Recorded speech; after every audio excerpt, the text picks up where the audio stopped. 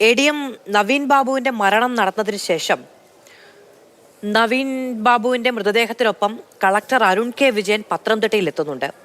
അദ്ദേഹം ആ ചടങ്ങിൽ പങ്കെടുക്കേണ്ടതില്ല എന്ന് കുടുംബം തീരുമാനിക്കുന്നുണ്ട്. ശേഷം പുറത്തു വരുന്ന കളക്ടറുടെ വളരെ വികാരപരമായ ഒരു കത്തുണ്ട്.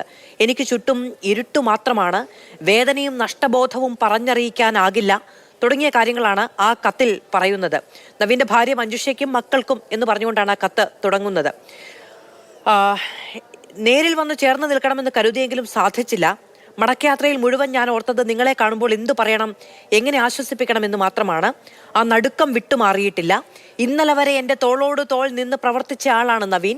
കാര്യക്ഷമതയോടും സഹാനുഭൂതിയോടും, ഇതാണ് ഏറ്റവും പ്രധാനപ്പെട്ടത്, തൻ്റെ ഉത്തരവാദിത്തം നിർവഹിച്ച വ്യക്തിയായിരുന്നു 8 മാസത്തോളമായി എനിക്കറിയാവുന്ന നവീൻ.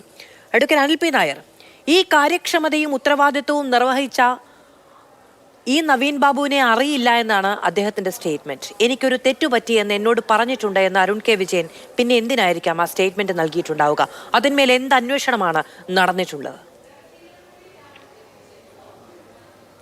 ഞാൻ ആ ഉത്തരത്തിലേക്ക് കടക്കും മുമ്പ് പ്രിയപ്പെട്ട ഹസ്കറിനോട് ഒരു കാര്യം ചോദിക്കുക. അദ്ദേഹം പറഞ്ഞത് എന്താ, ബഹുമാനപ്പെട്ട കോടതി എല്ലാ കാര്യങ്ങളും പരിശോധിച്ച ശേഷം കേരള പോലീസിനെ ഏൽപ്പിക്കുകയായിരുന്നുവെന്നാണ്. ഞങ്ങളെ ഇത് അന്വേഷിക്കാൻ അനുവദിക്കണം, ഭയഭക്തി പുരസരം ഞങ്ങൾ അപേക്ഷിക്കുകയാണ്, ഞങ്ങൾ സത്യം ചെയ്ത് ഉറപ്പുവരുത്തുകയാണ്, ഞങ്ങൾ മുഴുവൻ അന്വേഷിച്ചു കൊള്ളാം, ഈ ഇരയുടെ ആവശ്യങ്ങൾ മുഴുവൻ ഞങ്ങൾ അന്വേഷിച്ചു കൊള്ളാം, അതിന് ഞങ്ങളെ അനുവദിക്കണേ എന്ന പ്രാർത്ഥന എന്തിനായിരുന്നു? അവർക്ക് മാത്രമേ അന്വേഷിക്കാൻ അറിയുകയുള്ളായിരുന്നുള്ളൂ. അപ്പോൾ അത് ആരുടെ താല്പര്യമായിരുന്നു? അതൊക്കെ ഇരിക്കട്ടെ. പ്രിയപ്പെട്ട ഹസ്കറോട് ഞാനൊരു കാര്യം ചോദിക്കട്ടെ. ഈ ശ്രീ നവീൻ ബാബുവിൻ്റെ മരണത്തെ തുടർന്ന് ആദ്യമായിട്ട് ഇത് ഒരു സാധാരണ മരണമല്ല. ആദ്യം ഇത് ഡെത്തിനാണല്ലോ കേസ് രജിസ്റ്റർ ചെയ്തത്. അസ്വാഭാവിക മരണത്തിന് കേസ് രജിസ്റ്റർ ചെയ്യുന്നു. ആദ്യമായി കിട്ടിയ പരാതി ശ്രീ നവീൻ ബാബുവിൻ്റെ സഹോദരൻ പ്രവീൺ ബാബുവിൻ്റേതാണ്.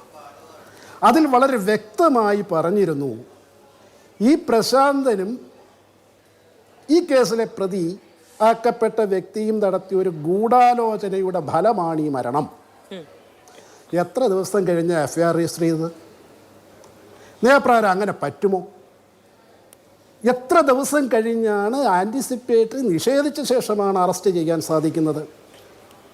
നോക്കൂ, വളരെ ധൃതി പിടിച്ച് മരണപ്പെട്ട ശ്രീ നവീൻ ബാബുവിൻ്റെ ബാങ്ക് അക്കൗണ്ടുകൾ മുഴുവൻ ഡീറ്റെയിലായി പോലീസ് പരിശോധിച്ചല്ലോ. ഈ പ്രതിയുടെ ബാങ്ക് അക്കൗണ്ട് പരിശോധിച്ചോ?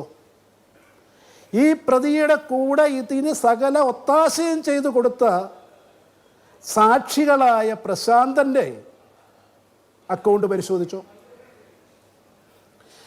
ഈ പ്രശാന്തൻ്റെയോ ഈ പ്രതിയുടെയോ ഇപ്പോൾ വേറൊരു സാക്ഷിയായി വന്നിരിക്കുന്ന കളക്ടറുടെയോ ഫോണുകൾ അതിൻ്റെ കോൾ ഡീറ്റെയിൽസ് എടുത്തു എന്ന് അവകാശപ്പെടുന്നു, കോടതിയിൽ ഹാജരാക്കിയിട്ടില്ല. അതല്ലാതെ അത് സൈബർ ഫോറൻസിക് ലാബിലേക്ക് അയച്ചോ? കോൾ റെക്കോർഡുകൾ എപ്പോഴും എറാസ് ചെയ്യപ്പെടാം.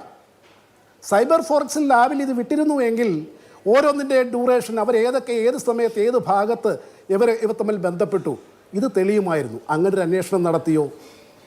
അങ്ങനെ എന്തിനേറെ പറയുന്നു, ഈ അന്വേഷണത്തിനകത്ത് ഏതെങ്കിലും ഒരു തരത്തിൽ ആ ഇരയുടെ ബന്ധുക്കളെ വിശ്വാസത്തിലെടുത്തുകൊണ്ട് ഒരു അന്വേഷണം നടത്താൻ തയ്യാറായോ?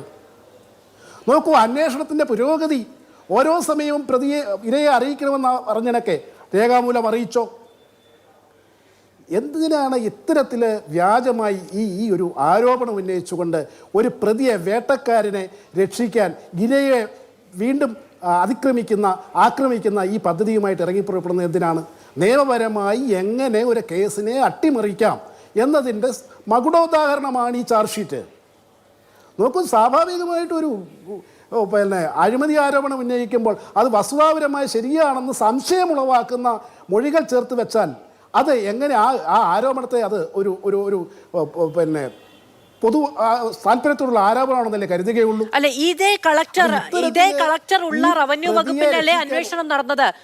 അഡ്വക്കേറ്റ് അനിൽ പി നായർ, ഇതേ റവന്യൂ വകുപ്പ്, കളക്ടർ അടക്കം ഏത് വകുപ്പിലാണോ അതേ റവന്യൂ വകുപ്പല്ലേ അന്വേഷണം നടത്തിയത്? അപ്പോൾ ആ ഉയർന്ന IAS ഉദ്യോഗസ്ഥരോട് ഇദ്ദേഹം ഈ പറഞ്ഞ കാര്യം പറഞ്ഞിട്ടുണ്ടായിരുന്നെങ്കിൽ ഈ റിപ്പോർട്ട് ഇങ്ങനെ വരുമായിരുന്നോ? ഒരിക്കലും വരില്ല. അത് വളരെ ശ്രദ്ധിക്കേണ്ട ഒരു ഘടകം, ഈ കളക്ടറെ എഴുതി തയ്യാറാക്കിയ ഒരു സ്റ്റേറ്റ്മെന്റാണ് ഹാജരാക്കിയത്. ആ എൻക്വയറി ഓഫീസറുടെ മുന്നിൽ ചെന്ന് മൊഴി കൊടുക്കാനുള്ള മാനസിക പ്രാപ്തി അദ്ദേഹത്തിനില്ലായിരുന്നു. പകരം എൻ്റെ അറിവും വിശ്വാസവും ശരിയാണെങ്കിൽ എഴുതി തയ്യാറാക്കിയ നിയമപരമായ കൺസൾട്ടേഷൻ എഴുതി തയ്യാറാക്കിയ ഒരു സ്റ്റേറ്റ്മെൻറ്റാണ് കൊടുത്തത്. ആ സ്റ്റേറ്റ്മെൻറ്റിലും ഇങ്ങനെ ഒരു ആരോപണമില്ല. ഞങ്ങളോട് നേരിട്ട് പറഞ്ഞത് അത് നവീൻ ബാബുവിനെ പോലെ നല്ലൊരു ഉദ്യോഗസ്ഥൻ വേറെ ഇല്ല, അദ്ദേഹത്തിനെ പറ്റി എനിക്ക് നല്ലതേ പറയാനുള്ളൂ എന്ന് പറഞ്ഞ ഒരാൾ കുറച്ച് ദിവസങ്ങൾക്ക് ശേഷം മാറ്റി പറയുമ്പോഴേ ഒരു സംശയത്തിന്റെ മൊഴി ഉണ്ടാക്കാൻ ഞാനൊരു സംശയം ചോദിച്ചോട്ടെ അഡ്വക്കേറ്റ് അനിൽ പി നായർ, ഞാനൊരു കാര്യം ചോദിച്ചോട്ടെ. അതായത് ഇദ്ദേഹത്തിന്റെ വളരെ വികാരഭരിതമായ കത്ത് ഞാൻ നേരത്തെ വായിച്ചു. അപ്പോൾ അത്രയ്ക്ക് തോളോട് തോൾ ചേർന്ന് സഹോദര തുല്യനായ ഉദ്യോഗസ്ഥനാണെന്ന് പറയുന്ന ഒരു കളക്ടറെ നിങ്ങൾ എന്തിനാണ് സംസ്കാര ചടങ്ങിൽ പങ്കെടുക്കേണ്ടതില്ല എന്ന് ഭാര്യ മഞ്ജുഷ അടക്കം നിലപാടെടുത്തു? അപ്പോൾ ഇവർ തമ്മിലുള്ള ബന്ധം അത്ര നല്ലതല്ലായിരുന്നു എന്ന് കുടുംബത്തിന് അറിയാമായിരുന്നോ? തീർച്ചയായും ഞങ്ങൾ വൈകിയാണ് അറിയുന്നത്. അവർ ഭാര്യയും ഭർത്താവും തമ്മിലുള്ള കമ്മ്യൂണിക്കേഷൻ ഞങ്ങൾക്ക് അറിയില്ലല്ലോ. അതുകൊണ്ടാണ് അദ്ദേഹത്തിന്റെ ഭാര്യയ്ക്ക് പറയുന്നത് താങ്കൾ ഇങ്ങോട്ട് ദയവായിട്ട് വരണ്ട എന്ന് പറയുന്നത്. പിന്നെ അതിന്റെ കാരണങ്ങൾ പറഞ്ഞു. ഓരോ ദിവസവും ഔദ്യോഗികമായി ശ്വാസം മുട്ടലുകൾ അനുഭവിച്ചിരുന്ന വ്യക്തി ശ്രീ നവീൻ ബാബു മാത്രമല്ല. അവിടെ എൻക്വയറി നടത്തിയല്ലോ. ഞാൻ നേരത്തെ പലപ്പോഴും സൂചിപ്പിച്ചിട്ടുണ്ട്, അദ്ദേഹം ഈ മുകളിലോട്ട് വളരെ വിനീത വിധേയനാണ്, താഴോട്ട് ബ്യൂറോക്രസിയുടെ സകല അധികാരങ്ങൾ ഉപയോഗിക്കാൻ അറിയുന്ന ആളുമാണ്. അദ്ദേഹത്തിന് ഈ പറഞ്ഞ കാര്യങ്ങൾക്ക് മാറ്റം വന്നതും ഈ ചില മൊഴികളിലോ ചില ഉറപ്പുകൾ കിട്ടിയ ശേഷമാണെന്ന് പറഞ്ഞാൽ എന്തുകൊണ്ട് അവിശ്വസിക്കാൻ പറ്റും? അതിനുശേഷം അദ്ദേഹം ഏതൊക്കെ രാഷ്ട്രീയ നേതാക്കന്മാരെയാണ് കണ്ടിട്ടുള്ളത്? ആരോടൊപ്പമാണ് നിർദ്ദേശങ്ങൾ സ്വീകരിച്ചിട്ടുള്ളത്? ഇതൊക്കെ പൊതുസമൂഹത്തിൽ വന്നതല്ലേ, അത് വീണ്ടും പറയിപ്പിക്കണോ? അപ്പം ഈ കളക്ടർ എന്ന് പറയുന്ന ഒരു ഉന്നത ഉദ്യോഗസ്ഥനെ കൊണ്ട് ഒരു പ്ലാൻഡ് ആയിട്ടുള്ള മൊഴി അതിന് തിരികെ കയറ്റുമ്പോഴേ പറ്റുമെങ്കിൽ അത് പ്രതിയെ സഹായിക്കാൻ അവസരമൊരുക്കാനുള്ള ശ്രമമല്ലേ നടത്തുന്നത്? ശരി, ഈ കേസുമായി ബന്ധപ്പെട്ട് തുടക്കം മുതൽ ബന്ധുക്കൾക്ക് പലതരത്തിലുള്ള പരാതികളുണ്ട്. ശ്രീ നവീൻ ബാബുവിന്റെ ക്വാർട്ടേഴ്സിന്റെ പരിസരത്ത് ഒക്കെ പോകുന്ന ക്ലിപ്പ് നാട്ടിൽ പ്രചരിച്ചപ്പോൾ എന്താണ് തിരിച്ചുപോയ സമയം രേഖപ്പെടുത്താഞ്ഞത്? വളരെ പറയുന്നുണ്ട്. എൻ്റെ അന്ന് മരണ ദിവസം ഈ പ്രശാന്തൻ്റെ ഒരു സ്റ്റേറ്റ്മെൻറ്റ് ഇവിടുത്തെ മാധ്യമങ്ങൾ എടുത്തിട്ടുണ്ട്. അതിൽ പറയുന്നുണ്ട്, ഞാൻ അവിടെ ചെന്നു, എൻ്റെ ഈ പൈസയൊന്നും ഇല്ലായിരുന്നു, പിന്നെ ഞാനത് സംഘടിപ്പിച്ചു കൊണ്ടു കൊടുത്തു. സംഘടിപ്പിക്കേണ്ട ഒരു സമയം വേണ്ടേ? ആരോടാ സംഘടിപ്പിച്ചത്? സ്വർണം പണയം വെച്ച ഈ 1 ലക്ഷം രൂപ ഉണ്ടാക്കി എന്നുള്ളതാണ് അദ്ദേഹം പറയുന്നത്. 20 ലക്ഷം രൂപ അദ്ദേഹത്തിന് ഡെപ്പോസിറ്റ് ഉണ്ട് എന്നതടക്കമുള്ള കാര്യങ്ങൾ പറയുന്നു. അപ്പൊ 20 ലക്ഷം രൂപ അങ്ങനെ 1 ലക്ഷം രൂപ ചോദിച്ച് 1 ലക്ഷം സംഘടിപ്പിച്ച് അങ്ങനെ 1 ലക്ഷം രൂപ സംഘടിപ്പിച്ച ആൾക്ക് 1500 രൂപ എവിടെ പോയി? അപ്പൊ ഈ ആരോപണത്തിന് വിശ്വാസ്യത ഉണ്ടാക്കാൻ വേണ്ടിയിട്ട് ഞാൻ സംഘടിപ്പിച്ച അത്രയും ഒത്തുകൂടിയുള്ളൂ എന്ന് പറയാൻ, അത് പിന്നിൽ നിന്ന് ആരോ പറഞ്ഞു കൊടുത്ത മൊഴി ഈ സമൂഹത്തിന് മുമ്പിൽ അടിച്ചേൽപ്പിക്കാൻ ശ്രമിച്ചാൽ നിങ്ങളൊന്നും വേണ്ട, ആ പൊക്കോട്ടെ, അതിൽ തിരിച്ചു പോയ സമയമൊന്ന് പറ. ഇന്ത്യ പിന്നെ TV-ക്ക് എന്ത് പറ്റി? അത് പിന്നെ ഒന്നും പതിഞ്ഞില്ലേ അതിൽ? അപ്പോൾ ആരോപണങ്ങൾ കരുതി കൂട്ടി ഉണ്ടാക്കി ഒരു ഇരയെ അതിൻ്റെ കുടുംബത്തെയും ഈ പൊതുസമൂഹത്തെ തന്നെ മണ്ടന്മാരാക്കാനുള്ള ശ്രമം ദയവായി നടത്തരുത്. നിയമത്തിന്റെ പരിധികൾ പരമാവധി ദുർവിനിയോഗം ചെയ്തൊരു കേസാണിത്. ഒരു സ്വാഭാവികമായിട്ട് ഞാൻ ചോദിച്ചോട്ടെ,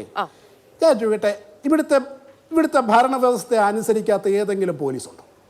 അത് ആര് മാറി വന്നോട്ടെ, താല്പര്യപ്പെട്ട് രക്ഷപ്പെടാൻ സാധ്യതയുള്ളവരെ, ഭരണത്തിന് ഉന്നതിക്കുന്നവരെ പറഞ്ഞാൽ കേൾക്കാത്ത പോലീസ് ഉദ്യോഗസ്ഥരുണ്ട് എങ്കിൽ വളരെ അപൂർവമായിരിക്കും.